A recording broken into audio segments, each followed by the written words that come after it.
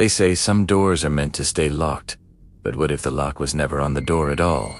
It was on you. Tonight I'm diving into a tale that's whispered in the shadowed corners of forgotten Appalachian towns. A story so insidious that those who hear it often find themselves checking locks they didn't know existed. If you're alone right now, staring at your screen in the dim glow of night, you might already sense it. A subtle itch at the back of your mind, like something's trying to get in. This isn't your typical ghost story with jump scares and predictable endings. No, this one creeps in slow, burrowing deep until it feels personal. It starts not with a bang, but with a single, unassuming house on the outskirts of a dying mining town in West Virginia. The kind of place where the hills swallow sound and the fog never fully lifts. Before we peel back the layers, if you're hooked on real-life horrors, unsolved mysteries, and dailies that linger like a bad dream, hit that subscribe button for ShadowInk horror now. Enable notifications, trust me.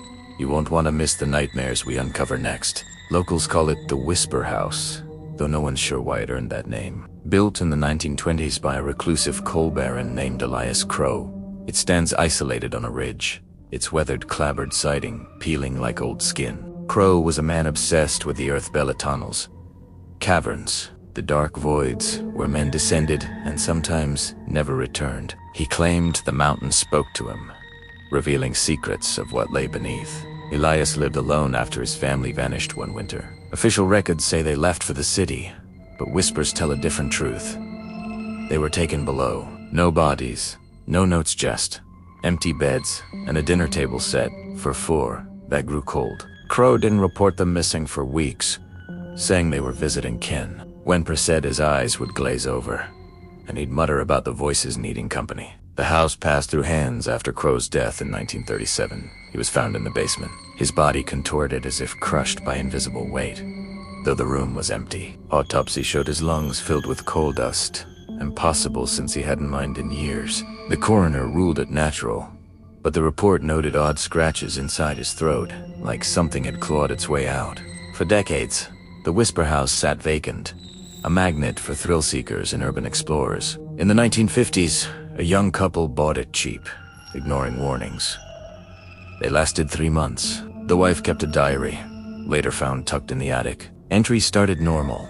House creaks like old bones, but it's ours. Then, heard murmuring last night, like wind through cracks, but no wind outside. By the end, the walls are breathing my name at once inside. They fled one night, leaving everything. The husband was institutionalized, renting about echoes that steal your voice. He died soon after, whispering incoherently until his last breath. Fast forward to the 1980s. A paranormal team from a nearby university set up camp. Armed with tape recorders and EMF meters, they aimed to debunk the legends. Their leader, Dr. Harlan Reed, was a skeptic, laughing off tales of subterranean spirits. They spent the first night in the living room, equipment humming. The recordings survived, though the team didn't. Clip 1, soft static, then a faint whisper. Harlan, ... Reed's voice responds, startled. Did you hear that? The team dismisses it as wind. Clip 2, deeper in the night, multiple voices overlapping, like a chorus from afar, chanting names of the team, their families, even pets, long dead. Red sounds unnerved. It's mimicking us. By dawn, 2 members were missing. Search parties combed the hills, but no trace. The remaining team packed up, but Reed stayed obsessed. His final entry in the log, the basement calls. It's not empty. Something's rising. He vanished that night. Weeks later, hikers found his recorder in a nearby cave, buried under loose dirt. The last audio, heavy breathing, then Reed's scream cut short by a wet, gurgling sound, followed by silence and then, faintly, his own voice whispering back. Join us below. If this is chilling your bones already, smash that like button. It fuels ShadowInk horror to dig up more buried terrors like this. And drop a comment. Have you ever heard a whisper that wasn't there? The house didn't stay empty long. In the 1990s, a developer tried renovating it into a bed and breakfast, scoffing at superstitions. Workers reported tools moving on their own, shadows slipping into cracks in the walls. One mason quit after feeling hands cold. Dirt cake grabbing his ankles from the floorboards. Like being pulled down, he said. During demolition of the old basement stairs, they uncovered a hidden chamber. Inside, walls etched with symbols, crude drawings of tunnels, twisting into infinity, and a single mirror, cracked but intact. The foreman looked into it and swore his reflection blinked independently. That night, he drove his truck off a cliff. Accident, they said, but his widow claimed he called her beforehand. Boy's horse. It saw me. Now it knows. The project halted. The house was boarded up, but that didn't stop the curious. Online forums buzzed with stories, Reddit threads on our no sleep filled with accounts from trespassers. One user, Udepeco87, posted a detailed experience in 2012. Sneaked in at midnight, air, thick, like breathing soup. Heard my mom's voice calling from upstairs, but she's been dead 10 years. Ran to the basement, stupid I know. Floor felt soft, pulsing. Something brushed my ear, whispered my full name. Birthday since I'd never told anyone. I blacked out. Woke outside, covered in black dust. Since then, every mirror I look in, my reflection lags who's a second, but it's there. Watching. Udepeco87 deleted their account days later. Friends said they moved, but no one's heard from them since. Modern investigations ramped up in the 2020s with tech-savvy ghost hunters. A YouTube channel, Abyss Explores, live-streamed from the house in 2023. Viewers watched as the host, Mia Torres, explored room by room. Chat exploded with "Did you see that shadow?" An audio glitch. In the basement, the feed stuttered. Mia's flashlight caught something, a figure in the corner. Humanoid, but elongated limbs, too thin. What the hell? She gasped. The figure turned, face obscured, and whispered directly into the mic. Mia, we've been waiting. The stream cut. Rescue teams found the camera, but no Mia. Playback revealed after the cut.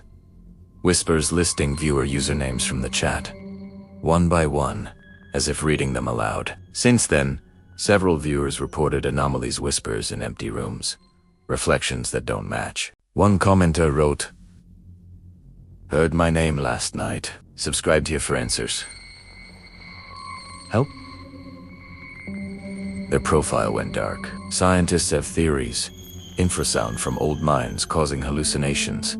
Radon gas inducing paranoia. But that doesn't explain the recordings, the disappearances, or the warmth emanating from the basement floor. Even in sub-zero winters, drones with thermal cams show heat signatures snaking like veins under the house, pulsing rhythmically, as if alive. Locals avoid the ridge entirely now. They say the Whisper House isn't haunted by ghosts, it's a mouth, an entrance to whatever Crow bargained with below. Step inside, and it tastes you, learns you, follows you home in echoes that grow louder each night. Dreams plague survivors, standing in endless tunnels, walls closing in, voices offering deals. Give us a piece, and we'll show you wonders. Wake up and find black dust under your nails, as if you'd been digging. The scariest reports? People who never visited but heard the story too many times. They start hearing whispers, anyway names, secrets, invitations. It's like the tale itself is a vector, spreading the curse. Church attempts at exorcism failed spectacularly. In 2018, a priest entered with holy water and crucifix. He emerged hours later, pale, refusing to speak. Days after, he was found in his rectory, throat raw from screaming, walls scratched with the depths. Remember, if you're feeling that itch now, that pull to learn more, you're not alone. Subscribe to ShadowInk Horror for weekly doses of dread your gateway to the unknown, and comment below. What's the creepiest whisper you've ever heard? But here's the twist that makes this legend endure. Some say Elias Crowe didn't die. He descended, becoming part of the below. His deal: immortality in exchange for luring others down. Every disappearance feeds it, widens the mouth. In 2024, a hiker snapped a photo near the house foggy, but in the background, a silhouette watching from a window. Enhanced, the face matches old portraits of Crowe, unchanged. Visitors report losing time inside. Enter at dusk, exit at dawn. No memory of the hours between. Phones, record audio they don't remember own. Voices whispering back secrets they buried deep. One woman, after a dare, spent the night.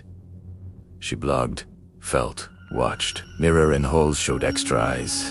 In my reflection. Ran out, but now at home, every shadow whispers my regrets. Can't sleep. It's here. She vanished. Mid-post, her laptop, recovered, had files of whispers compiled into a symphony names of everyone who'd read her story. Paranormal apps glitch there. Spirit boxes spit coherent sentences like "we see you reading this." EMF spikes, sync with heartbeats. The house reacts to seasons. Autumn fog thickens. Whispers load in. Winter. Ground freezes. But basement thaws. Steam rising like breath. Daredevil's film challenges. Stand in the basement. Say I'm not afraid. Most bail. One didn't video ends with him collapsing. Muttering it knows everything. Hospitalized. He drew maps of tunnels that matched undiscovered mines. Experts dismiss it as mass hysteria, but can't explain why soil samples from the yard contain human bone fragments, dated centuries back. If this tale's got you glancing over your shoulder, like and share it spreads the shadow. Keep ShadowInk horror thriving. Tell us in comments, would you enter the Whisper house for $10,000? As we wrap, remember, some stories don't end when you stop listening. They echo on, waiting for the right ear. If you hear a whisper tonight, don't answer. It might be calling from below. This is ShadowInk horror, unearthing the depths, one tale at a time. Sweet dreams or whatever's left of them.